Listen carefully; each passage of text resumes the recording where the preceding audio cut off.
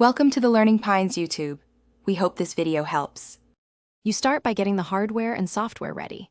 Update your iPad now so drivers and keyboard support are current, and turn off any case that blocks connectors. Next, inspect the smart connector or magnetic hinge and clean away dust with a dry microfiber cloth so contacts meet cleanly.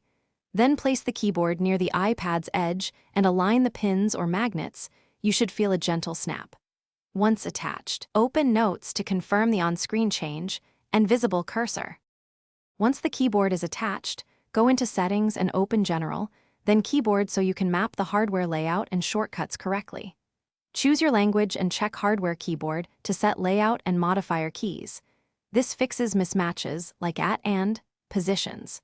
Make adjustments to key repeat and autocorrect to suit typing speed, and enable dictation if you want voice input. Then switch to a text app and type across a few lines to verify key mapping, special keys, and shortcut behavior before moving on. Finish by confirming that function keys, shortcuts, and any trackpad gestures work in your common apps. Customize shortcuts in settings if something feels off. If the keyboard doesn't respond, detach it and reboot your iPad, then reattach to reset the smart connector. Make sure Bluetooth keyboards are charged and paired under Settings Bluetooth. Forget and repair if the listing misbehaves. One key troubleshooting tip.